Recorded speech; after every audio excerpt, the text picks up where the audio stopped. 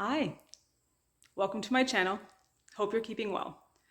I'm Rachel with Patterns and Pixels Canada, and today I'm going to be continuing to work on a block of the month quilt that my guild started nearly a year ago. I'm very behind compared to the other ladies in the guild, so I need to catch up. In the background there, you can see the center medallion for the quilt that I have already completed, and I've got a few other blocks on the side that you'll see shortly. This quilt is Reach for the Stars by Terri Krysan, and it's one of the most difficult quilts I have ever created.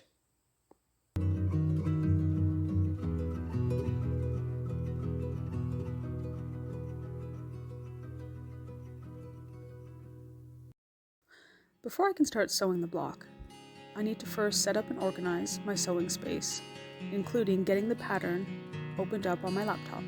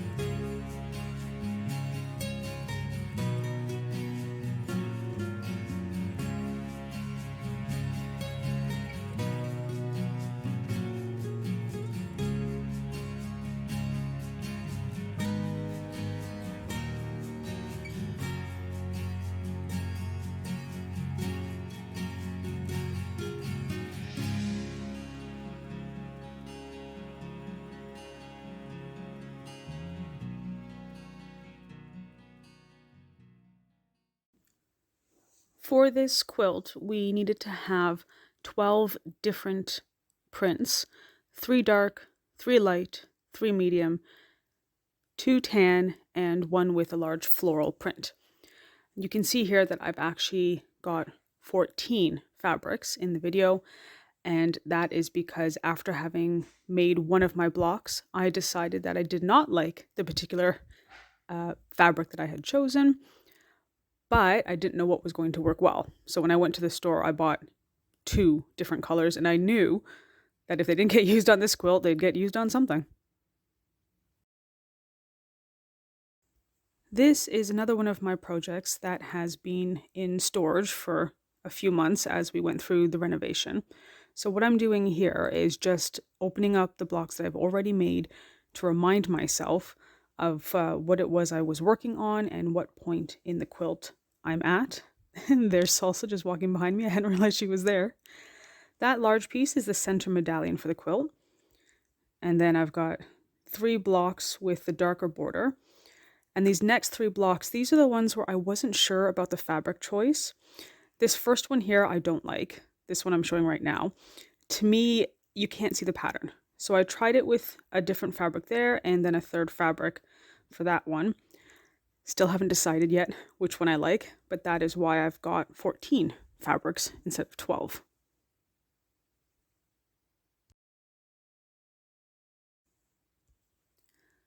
Here I'm just giving each of my blocks a very quick press just to get rid of the fold lines from having been in storage for so long before I lay them out to position them in the correct place. I'd prefer to do it without having any creases in my blocks. Now that I've got the sewing palace built, I shouldn't have to worry about getting any more fold lines in my blocks. I should be able to leave them flat, probably stacked on top of one another, but at least leave them flat so I don't have to do this again.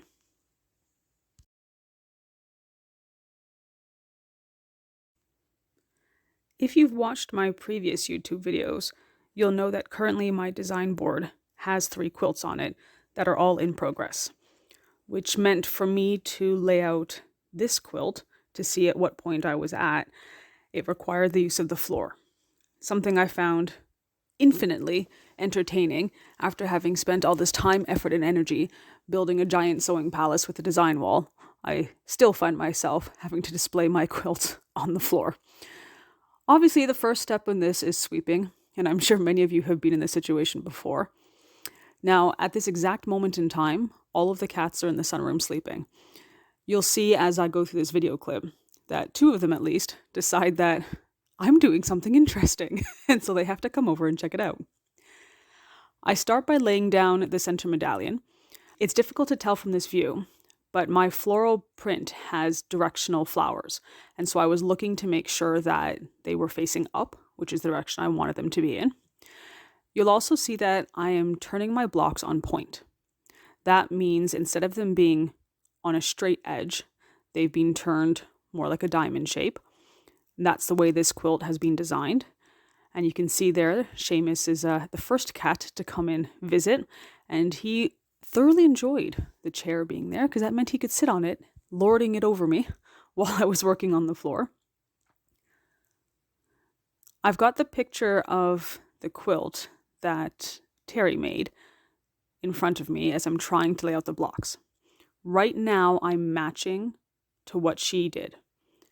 When I get to the end of the quilt, I might decide to rearrange the blocks in a different way, but that'll be something that I do once I have all of the blocks made. The first 3 blocks have a dark black border. Then the 2 that I'm positioning now have a softer gray color. The one that I position on the right-hand side is fairly simple. It's the one on the left that caused me problems, and I ended up making 3 different versions of that block. You can see the one that I discard almost instantly. The pattern was too busy on my fabric, and you couldn't see the center star shape. Now, it's hard to tell from the video camera, but for the other 2 blocks that I have there, they've both been made with black fabric, but one is solid black and the other has a bit of a texture to it. And that's what I was currently deciding between. I think I'm going to go with the one that has more of a texture, but I do have enough of both pieces of fabric that I can experiment a little bit as I go through the process. The only other block I'm not too sure about is the one in the top row in the center. It's very blue compared to all the other ones. It doesn't have any of the cream colored fabric in it, and to me that really stands out.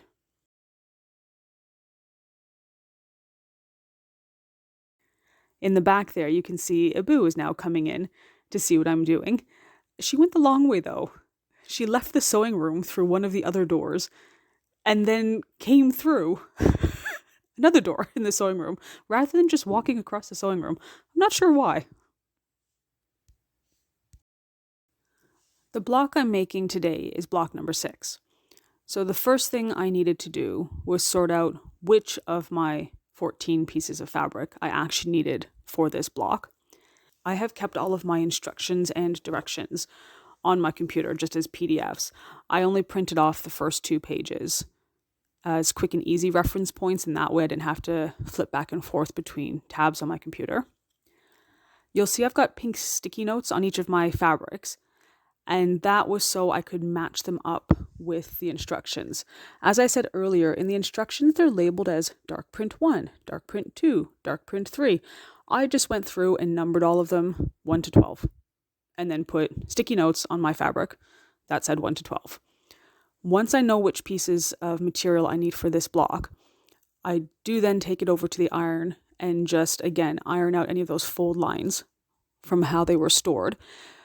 It just makes for a nicer finish. I don't want to cut over a crease or a fold line in my fabric and find that it impacts the size of my shape.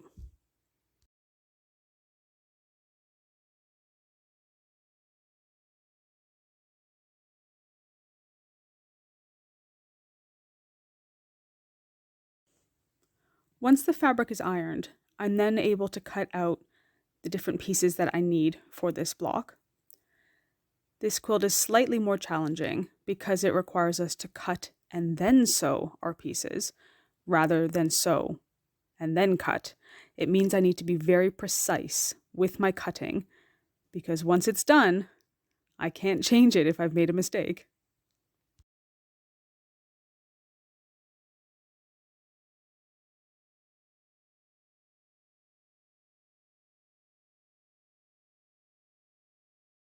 The next step in the process is to take my cut pieces and start laying them out following the directions for this block.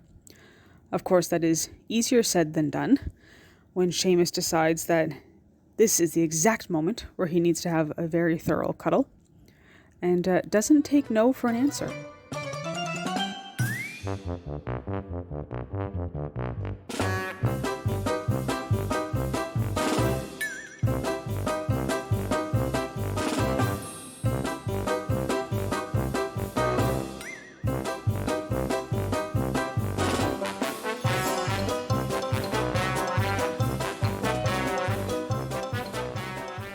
He is also one of our cats that enjoys going onto your shoulder and will frequently do it without you knowing that he's going to do it until you have him running up your back. It did help though, because now I had both hands available to get the pieces into position.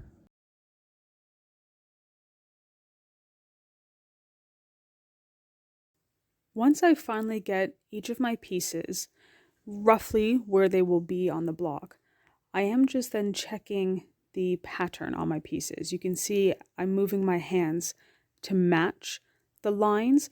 It doesn't show up very well in the camera, but the black pieces are a tone-on-tone stripe.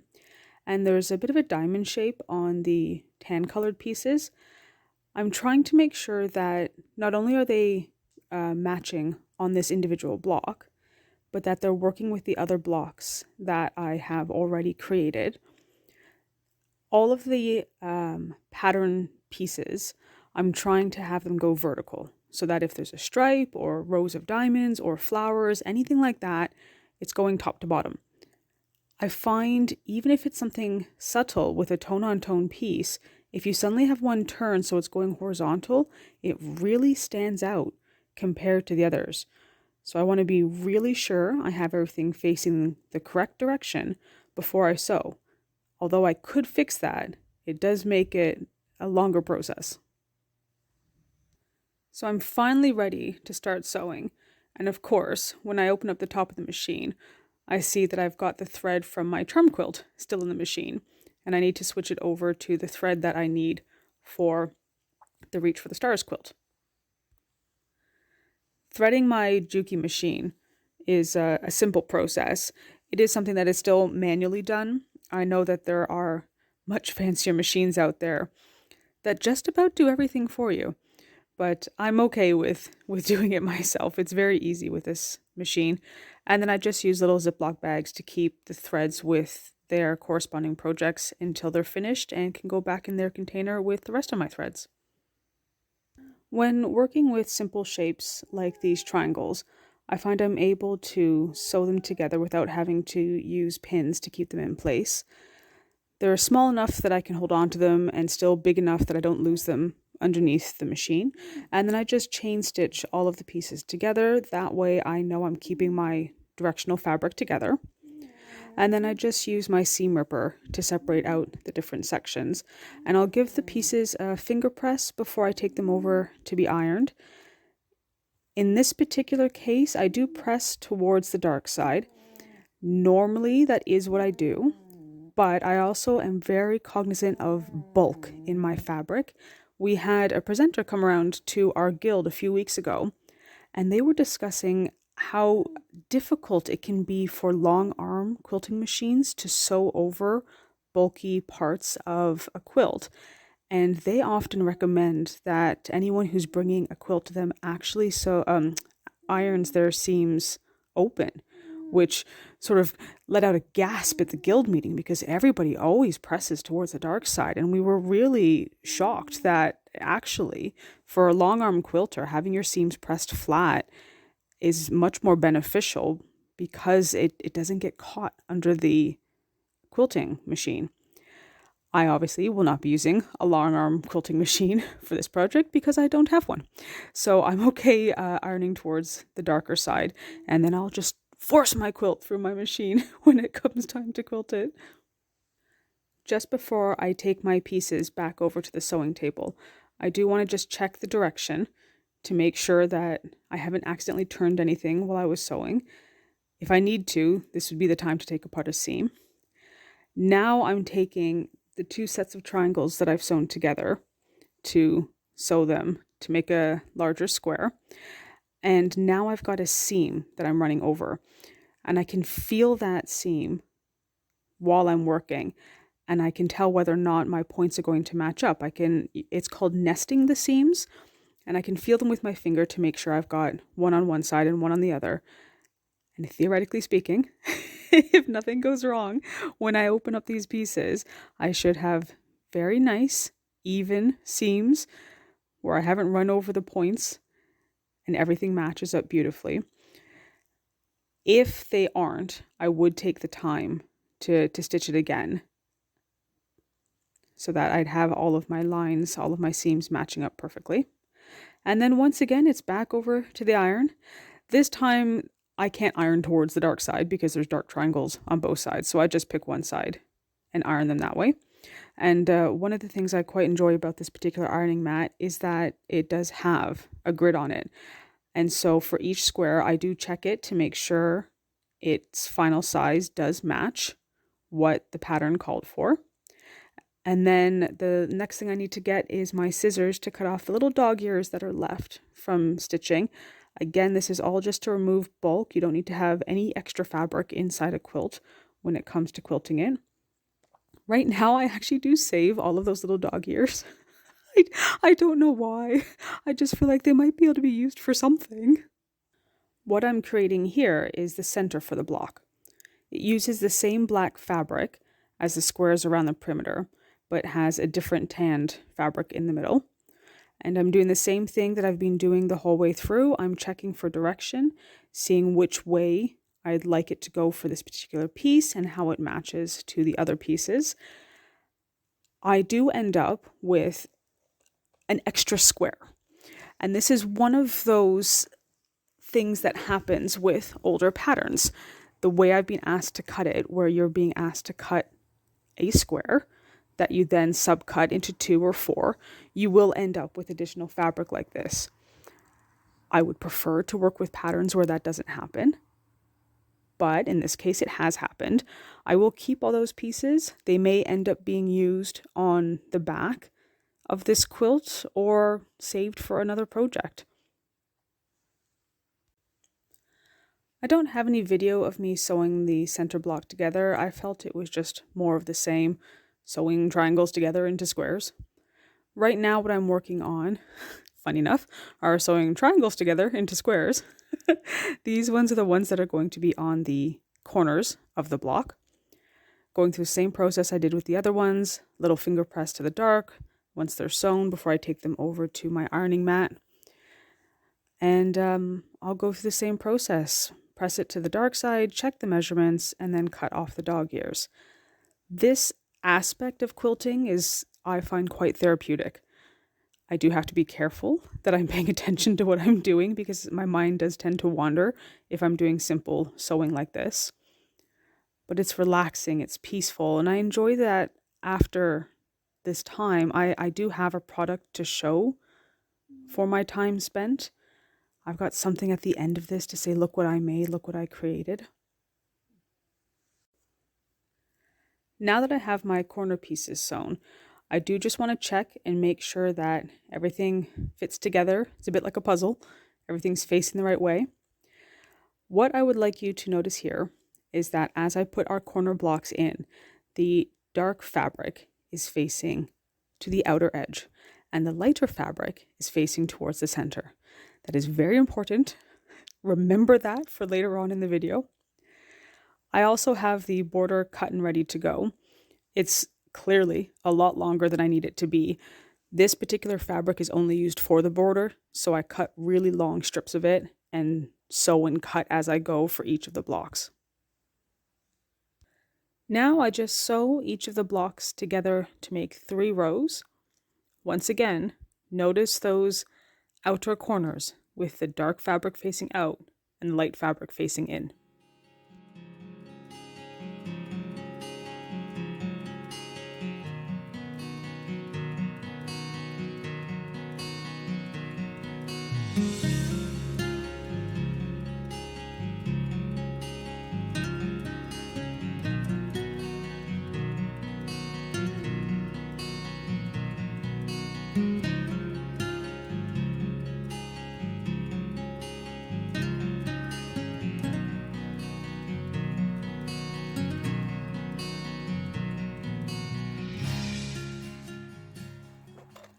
Thankfully, my bobbin ran out at the end of my sewing, not in the middle of my sewing. That almost never happens. I feel like I should buy a lottery ticket.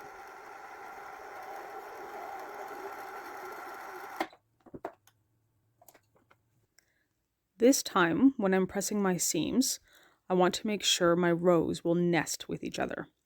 So I've decided to press my center row seams out, and the row on the top and the bottom will have their seams pressed towards the center. That way, when I go to stitch the rows together, I'll be able to feel where they meet and we'll have nice crisp points. Keep an eye on those dark triangles. Can you see where I suddenly switched them? And the dark ones are no longer facing out. And I didn't notice.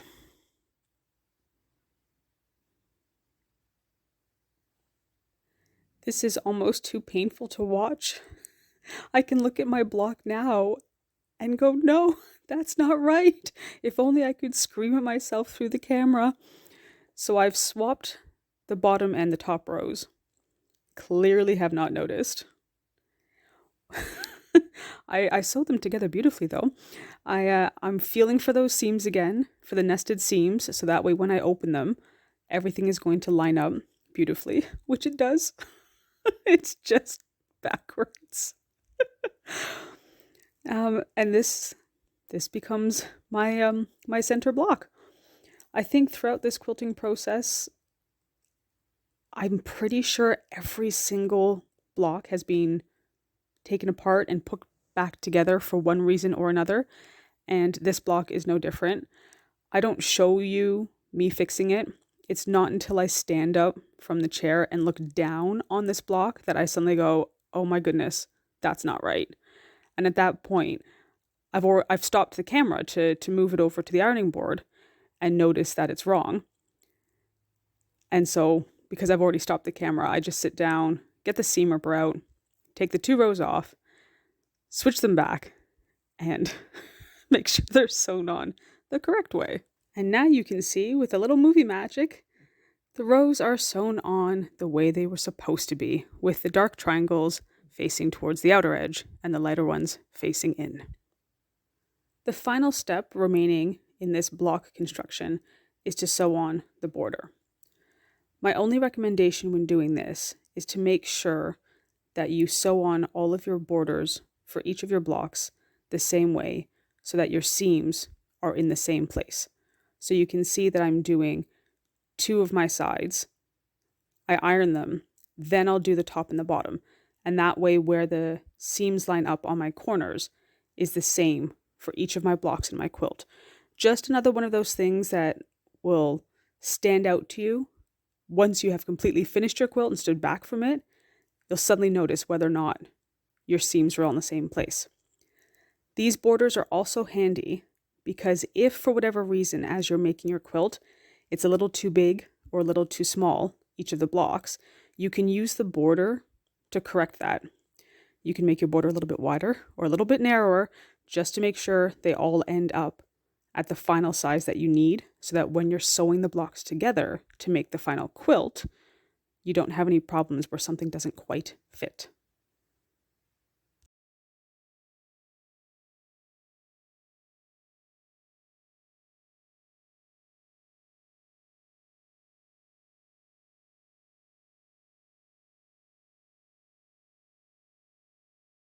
And there we have it.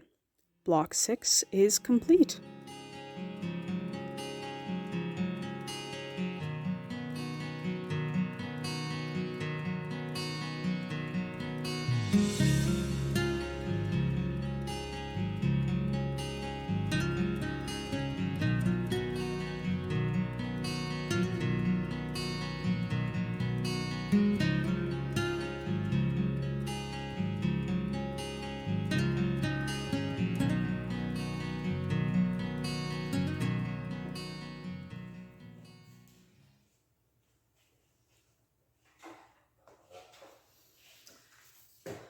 Okay, block number 6 is done. It was one of the more simple ones that I have sewn. I would say if I had to choose, probably this one was the most difficult. I found creating this sort of center star very challenging. At the beginning of the video, I said that this is one of the most difficult patterns I've ever completed. And I think I can probably sum that up into 3 reasons. The first one is it's an old pattern, and the way you are asked to cut pieces is, well, it's difficult. I was asked to cut triangles, and so I would have a piece of fabric and I'd have to cut it 4 7/8 and then subcut it into 2. More often than not, patterns now will have you cut strips, sew them together, then cut them into the shapes that you need. Whereas doing it this way, cutting it first and then sewing it together, if I sew it together and then measure it and it's too small, I can't fix it. There's nothing I can do about it. Whereas if I can sew everything together and then cut it, I can cut it down to size. So that's the first part that I find most challenging with this. The second one is just the way the instructions have been written. So for this particular pattern, we were asked to purchase quite a number of prints. Dark print 1, dark print 2, dark print 3, and the list goes on. Fine. You get to each individual block, and then it'll say something like, cut dark print 1, 5 1/4. Fine. And then later on in the instructions, it says, okay, now sew piece O to piece P. And I'm thinking, where are the letters coming in? We were just working with dark print 1. Now we're working with letters. And I've even found on some of the blocks, 2 completely different pieces of fabric would both be labeled O. And so trying to match things up is very difficult. It takes me a very long time to do each block because I have to go so slowly and make sure I haven't misread anything. And the third thing that is challenging, and this is just specific to me, I am a fairly new quilter. There's a lot of points on this quilt, on every single block, and trying to make sure I don't bury any of the points in the seam and get everything to line up takes a long time. I would say every single block in here has been taken apart at least once and put back together again so that I can find points that I have sewn over, that I've hidden in the seams. And that's nothing to do with the pattern. That's just me as a new quilter. When we were shown this picture as the guild and said, let's do this as a block of the month, I looked at this and thought, oh, pretty picture. Sure, I'll make that, without understanding the skill required to make a quilt like this. Having said that, I'm determined to get this quilt finished. I sort of have to. I'm halfway done. I think there's 12 or 14 blocks in here, and then the border, of course. It was originally going to be a quilt on my bed. The amount of difficulty I am having in making this quilt, I think once it is done, it will be a wall hanging and no one will ever be allowed to touch it ever again.